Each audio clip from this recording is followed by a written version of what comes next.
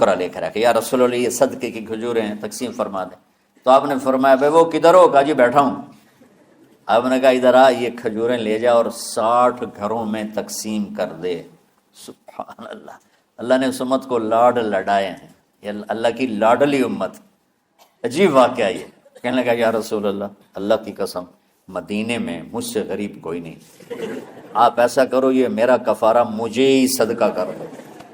تو آپ اتنا ہنسے کہ یہ آخری دانت نظر آنے لگے۔ بہت کم ایسا ہوتا تھا، فضحک حتی بدت نواجذہ، ایسا ہنسنا آپ کبھی کبھی ہنستے تھے کہ آخری دانت پورا منہ کھل جائے، تو آپ اتنا ہنسے کہ آخری دانت تک نظر آنے لگے۔ تو آپ نے کہا اچھا جا لہ جا تیرے واسطے، لیکن یہ صرف تیرے لیے اور کسی کے لیے نہیں ہے۔ تو جب ایسی خیانت ہوئی تو اللہ تعالیٰ نے دوسرا حکم بھی اتار دیا، باشروہن، کہ تمہارے لیے بیوی بھی حلال ہے، کھانا بھی حلال ہے جب تک صبح صادق نہیں ہو جاتی۔ لیکن اللہ نے ہمیں ایک نماز عطا فرما دی جس کو ہم آج صلاۃ التراویح کہتے ہیں۔ میرے نبی کے زمانے میں اسے قیام اللیل کہا جاتا تھا۔ تو اللہ نے ہمیں رات کی نماز عطا فرمائی، اور چونکہ یہ ایک مشقت ہے تو میرے نبی نے کہا یہ رات کی نماز کے ہر سجدے پر 1500 نیکی لکھی جاتی، 1500 نیکی لکھی جاتی۔ اور اللہ تعالیٰ ہر سجدے پر جنت میں ایک محل بناتا ہے جس کے 60,000 سونے چاندی کے دروازے ہوتے، اور ایک درخت اس کے لیے لگاتا ہے جس کے نیچے 100 سال گھوڑا دوڑ سکتا ہے۔ تو رمضان کا اہتمام آپ رجب سے شروع فرما دیتے تھے۔ میرے نبی نے 9 رمضان دیکھے، 9 رمضان اپنی زندگی میں، 9 رمضان۔ 10ویں رمضان سے پہلے آپ اللہ کے پاس تشریف لے گئے۔ آپ کی زندگی میں روزے فرض ہونے سے آپ کی وفات تک 9 رمضان گزرے۔ اور میں قربان جاؤں اپنے نبی پر، اپنی امت پہ کیسی شفقت تھی۔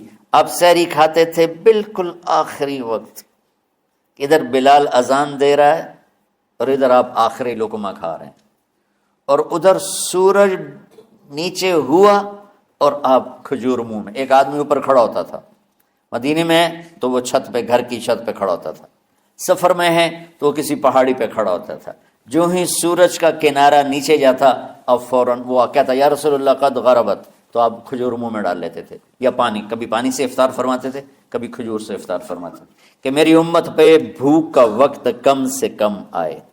آج کل جو یہ ہمارے افطاری کے اوقات ہیں نا، یہ سورج ڈوبنے کے بھی 2-2.5 منٹ بعد کے ہیں کہ احتیاطاً، ٹھیک ہے چلو احتیاط کر لو کوئی مسئلہ نہیں، لیکن اصل ہے ادھر چونکہ اب سورج ہمیں نظر ہی نہیں آتا ہے، اس طرح ہم گھرے ہوئے ہیں شہروں میں، دیہاتوں میں بھی اب اس طرح کا ماحول ہے کہ وہ نظر نہیں آتا ہے، تو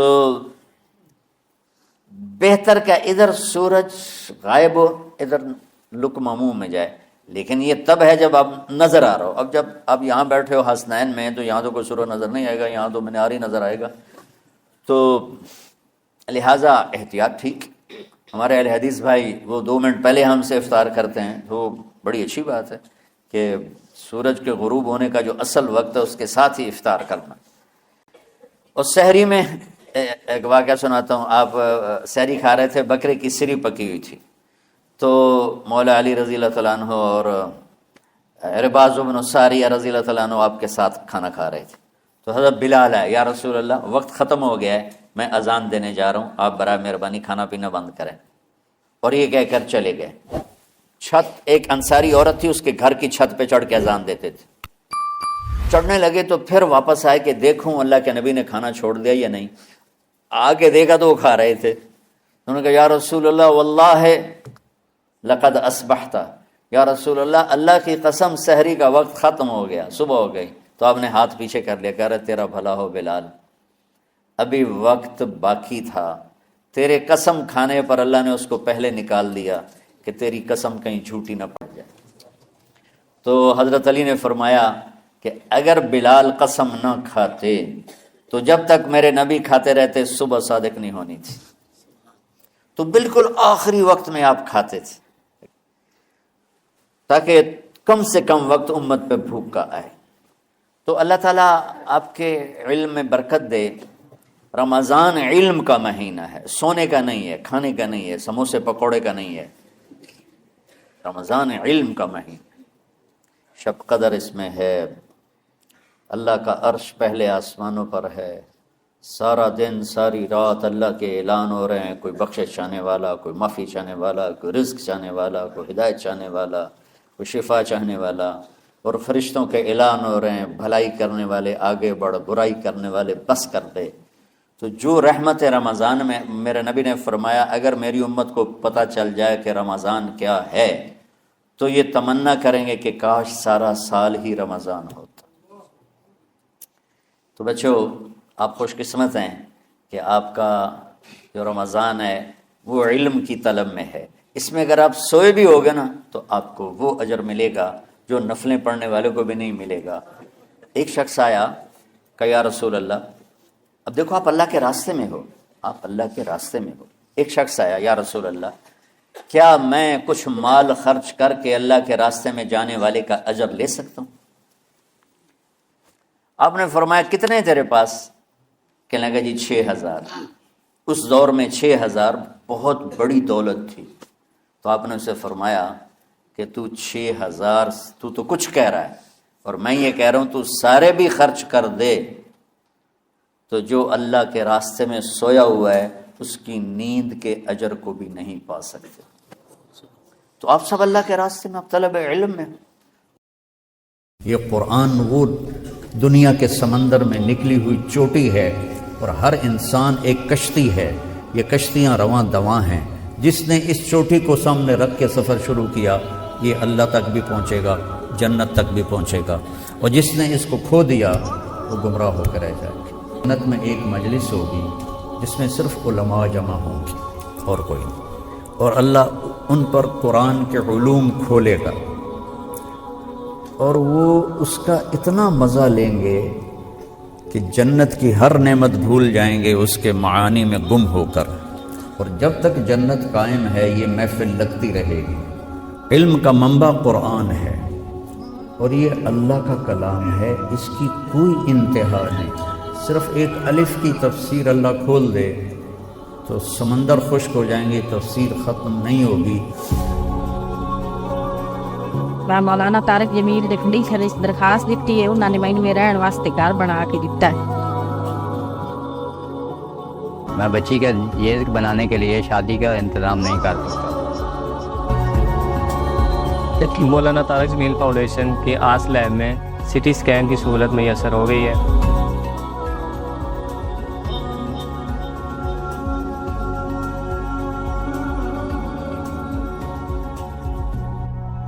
علیکم ورحمۃ اللہ وبرکاتہ۔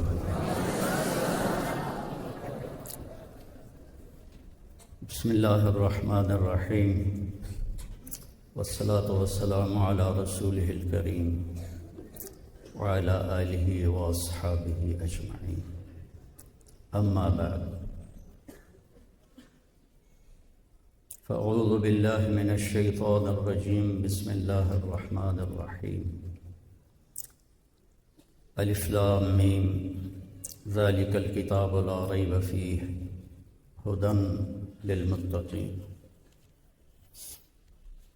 وقال النبی صلی اللہ علیہ وسلم انکم فی زمان ہدنہ وان السیر بکم لسریع افلا ترون الی اللیل والنہار یبلیان کل جدید ویقربان کل بعید ویاتیان بکل موعود۔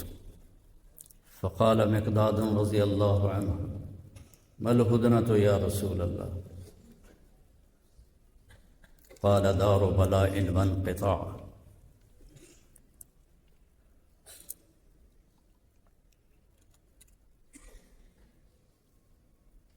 قال دار بلاء وانقطاع فإذا التبست عليكم الأمور فقطع الليل المظلم فعليكم بالقرآن فإنه ماحل مصدق وشافع مشفع من جعله أمامه قاده إلى الجنة ومن جعله خلفه ساقه إلى النار، أو كما قال صلى الله تبارك وتعالى عليه وسلم۔ محترم معزز علماء کرام اور عزیز طلباء،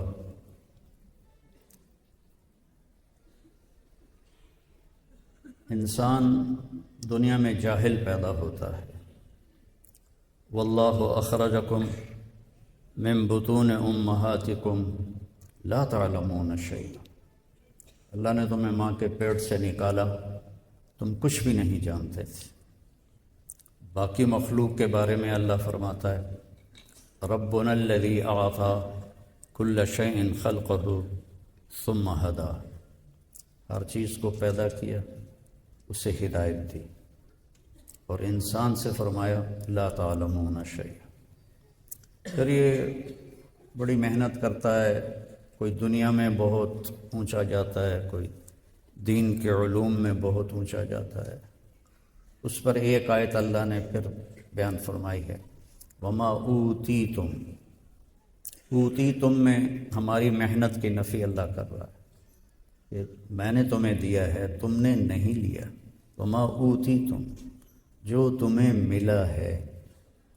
پھر من العلم، تھوڑا سا علم، من تبعیض کے لیے ہے، جو تمہیں تھوڑا سا علم ملا ہے۔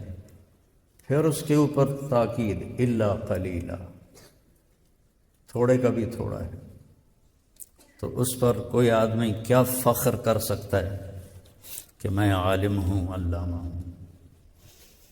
اور یہ علم اور یہ قرآن علم کا منبع ہے، اور یہ اللہ کا کلام ہے۔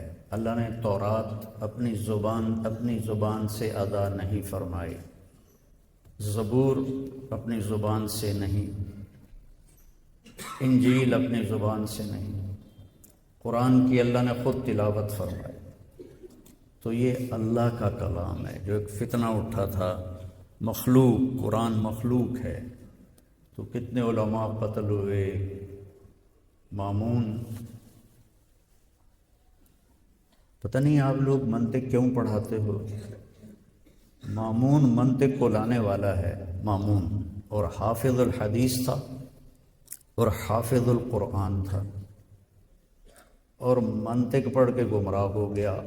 آپ کہتے ہو منطق پڑھ کے دین سمجھ میں آتا ہے؟ گندے پانی سے وضو ہو سکتا ہے؟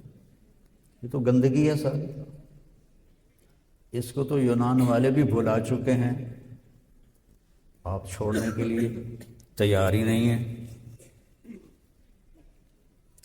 مامون کو گمراہ کر دیا بشر مریسی نے،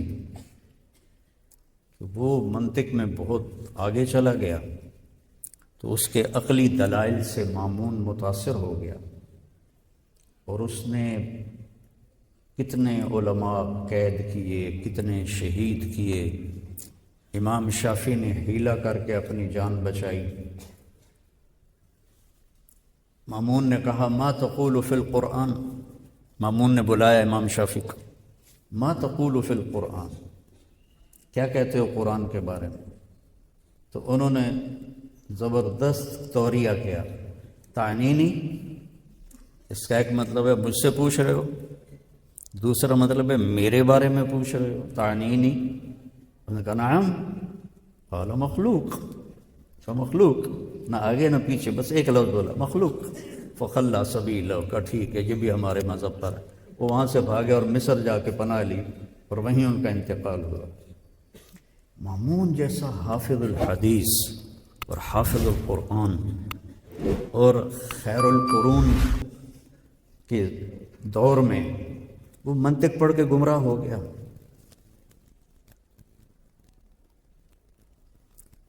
پھر جب وہ مرنے لگا تو اس نے اپنے بھائی کو وصیت کی وَاتَّبِعْ هَدْيَ أَخِيكَ فِي الْقُرْآنِ، معتصم کو۔ معتصم نے پھر امام احمد بن حنبل کو کوڑے لگوائے۔ تو اس وقت احمد بن ابی داود تھا مفتی۔ بیچ میں ایک واقعہ یاد آ گیا، زبیدہ ہارون کی بیوی کو وفات کے بعد کسی نے خواب میں دیکھا، تو اس نے پوچھا آپ کے ساتھ کیا ہوا؟ کہ اللہ نے میری بخشش کر دی۔ جب نہر زبیدہ اس نے کھدوائی تھی، مینا میں اس کے آثار اب بھی ہیں، مینا میں۔ پہلی کدال جب پڑی تھی تو میری بخشش ہو گئی تھی۔ تو وہ کہتا ہے کہ تمہارا تو رنگ پیلا زرد ہوا پڑا ہے، یہ کیا ہے؟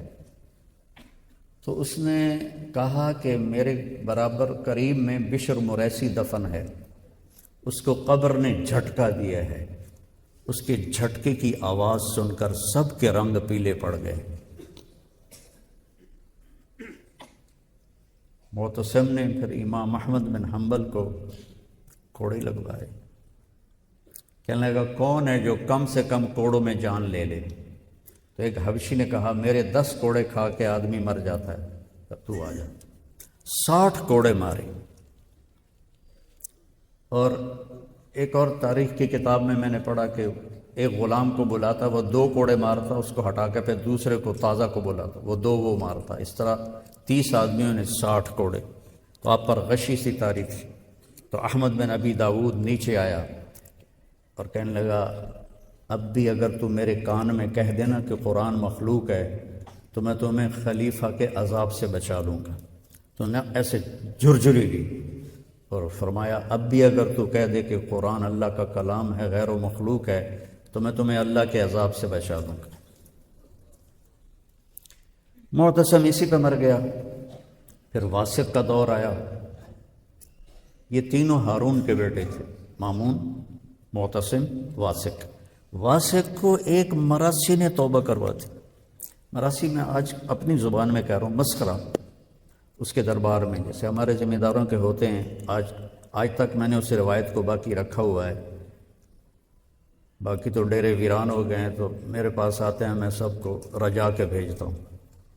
تو وہ ایک دن روتا ہوا آ گیا، کہنے لگا امیر المومنین عظم اللہ اجرک فی القرآن، اللہ تعالیٰ قرآن کے بارے میں آپ کو بہت اجر عظیم عطا فرمائے۔ تو اس نے کہا وما بالقرآن، قرآن کو کیا ہوا ہے؟ کہا مات القرآن، کا قرآن مر گیا ہے، فوت ہو گیا ہے، اب نمازوں میں کیا پڑھیں گے، اب تراویح میں کیا پڑھیں گے؟ وہ کہنے لگا وے حق، تیرا ستیہ ناس، کبھی قرآن بھی مر سکتا ہے؟ کہ نعم القرآن مخلوق وکل مخلوق یموت فمات القرآن۔ بڑے بڑے علماء جس کو قائل نہیں کر سکے تھے، انہوں نے کہا امیر المومنین قرآن مخلوق ہے، ہر مخلوق نے مرنا ہے، تو قرآن بھی مخلوق ہے، فوت ہو گیا ہے۔ تو اس ایک نکتے نے واسق کو توبہ کی توفیق دی، لیکن اس نے اظہار نہیں کیا، نہ اپنی دعوت کو ختم کیا۔ متوکل جب آیا تو اس نے پھر معتزلہ کا خاتمہ کیا اور ان کو حکومت سے نکالا۔ تو علم کا منبع قرآن ہے اور یہ اللہ کا کلام ہے، اس کی کوئی انتہا نہیں۔ صرف ایک الف کی تفسیر اللہ کھول دے تو سمندر خشک ہو جائیں گے، تفسیر ختم نہیں ہوگی، چونکہ یہ کلام اللہ ہے۔ جیسے اللہ اپنی ہر صفت میں لامحدود ہے، لا یحویہ مکان ولا یشتمل علیہ غمان، هو الاول فلیس قبلہ شیء، هو الآخر فلیس بعدہ شیء، هو الظاہر فلیس فوقہ شیء، هو الباطن فلیس دونہ شیء، قبل کل شیء بعد کل شیء فوق کل شیء دون کل شیء ولیس کمثلہ شیء۔ تو یہ تو اللہ کا کلام ہے، اس کی کوئی انتہا نہیں ہے۔ امام راضی نے 30 جلدیں لکھ دیں، کوئی 30 کروڑ جلدیں لکھ دے تو بھی اس کے مطالب معانی ختم نہیں ہو سکتے۔ یہ تو جیسے آپ نے وہاں بورڈ لگایا ہوا نا جامعہ امدادیہ، پچھلی دفعہ میں ملنے آیا تھا تو میں آگے ہی نکل گیا، کوئی بورڈ ہی نہیں تھا۔ تو میں نے کہا آج تو انہوں نے ضرور لگایا ہوگا چونکہ ان کا اپنا اجتماع ہے، تو واقعی بہت بڑا بورڈ لگا ہوا تھا۔ وہ بورڈ جامعہ امدادیہ نہیں ہے، وہ امدادیہ کا راستہ بتا رہا ہے، قرآن کے الفاظ یہ پتہ بتا رہے ہیں کہاں جانا ہے۔ وہاں پہنچیں گے تو ہم نے قرآن کو پا لیا، اگر ہم وہاں نہیں پہنچے تو ہم نے کچھ بھی نہیں پایا۔ کمثل الحمار یحمل اسفارا۔ تو اس کے علو کی کوئی انتہا نہیں. ایک حدیث بھی یاد آئی، ابن القیم نے حادی الارواح الی بلاد الافراح میں نقل کی ہے کہ جنت میں ایک مجلس ہوگی جس میں صرف علماء جمع ہوں گے اور کوئی نہیں، اور اللہ ان پر قرآن کے علوم کھولے گا اور وہ اس کا اتنا مزہ لیں گے کہ جنت کی ہر نعمت بھول جائیں گے اس کے معانی میں گم ہو کر. اور جب تک جنت قائم ہے یہ محفل لگتی رہے گی، اور جنت ہمیشہ کے لیے قائم ہے، محفل بھی ہمیشہ لگے گی. جیسے اللہ کا علم کبھی ختم نہیں ہو سکتا، قرآن کے علوم اور معانی کبھی ختم نہیں ہو سکتے. تو بچوں، ہم قرآن کو وہ اہمیت نہیں دیتے اپنے نظام تعلیم میں جو اس کا حق بنتا ہے. یہ ضربہ یضربو کی عربی سے سمجھ میں نہیں آئے گا کہ ضربہ. مجھ سے یہیں فیصل آباد کا تاجر تھا، کہنے لگا مولانا یہ مدرسوں کے طالب علم یہ غصے والے ہوتے ہیں، انہیں جلدی غصہ آ جاتا ہے بنسبت کالج کے لڑکوں. میں نے کہا پیارے ان کا بھی قصور نہیں ہے، ان کا پہلا سبق ہے ضرب ضربا ضربو ضربت ضربتا ضربنا ضربتا ضربتما ضربتم ضربتی ضربتما ضربتنا ضربتو ضربنا. 14 دفعہ یہ دہراتے ہیں، ماری جا کٹی جا ماری جا کٹی جا. اور 2 سال یہی پڑھتے رہتے ہیں. ضرب زید ضرب زید ضرب زید عمرا. یعنی ان کو کوئی اچھا صیغہ آج تک نہیں ملا. قاری صاحب فرما رہے تھے کہ قرآن و حدیث تو ناقابل تبدیل ہیں، لیکن باقی چیزوں میں تو تبدیلی کی جا سکتی ہے کہ ضربہ کی بجائے کوئی اور لے آؤ. چلو اکلا ہی لے، مولوی نو کھاونا بڑا چنگا لگتا ہے، اکلا اکلا اکلو اکلت کر دو. ضربہ ضربہ ضربو ضربت. علامہ منفلوطی گزرے ہیں، مصر کے بہت بڑے حسینی سید تھے اور بہت بڑے عربی دان تھے.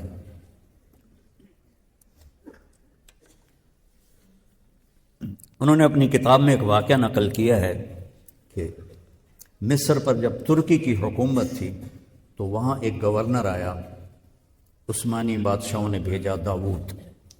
اس کو عربی پڑھنے کا شوق ہوا تو اس نے ایک عالم کو بلایا کہ مجھے عربی سکھاؤ. تو اس نے اس کو نحو شروع کروائی. تو ضرب زید عمرا. تو وہ تھوڑا خر دماغ تھا، کہنے لگا کیا واقعی زید نے مارا ہے عمر کو؟ کہا نہیں مارا نہیں ہے، ویسے مثال ہے. کہا تو تم بادشاہوں کو جھوٹی مثالیں سناتے ہو، اس کو قید کر دو. قید ہو گیا. دوسرا آیا، تیسرا آیا، چوتھا آیا، پانچواں آیا، 18 علماء قید ہو گئے. ہر ایک کے پاس مثال ہی یہی تھی اور وہ یہی بات پوچھتا. پھر کہتا بادشاہوں کا کہ جھوٹ بولتے ہو. پھر اس نے شام سے ایک عالم بلوایا تو وہ تھوڑے سمجھدار نکلے. انہوں نے پوچھا چکر کی یہ جڑا جاندہ قید ہو جاندہ ہے؟ کہا جی یہ زید اور عمر کا چکر ہے. ٹھیک. اب مثال تو اس کے پاس بھی یہی تھی. تو اس نے بھی کہا ضرب زید عمرا. تو اس نے پھر جوش میں کہا کیا واقعی مارا ہے؟ کہا جی بالکل مارا ہے. کیا مارا؟ کیوں مارا ہے؟ کیا قصور ہے؟ کہا بڑا بدماش ہے. بڑا بدماش ہے. اچھا کیا بدماشی اس کی؟ کہا آپ کا نام کیا ہے؟ اس نے کہا، میں نے کہا داؤد. داؤد میں 2 واو ہوتی ہیں، لیکن کبھی آپ نے دیکھا کہ آپ کے نام کے ساتھ 2 واو لکھی جائیں؟ 1 واو لکھی جاتی ہے، دوسری کا یوں وہ بنا کے نشان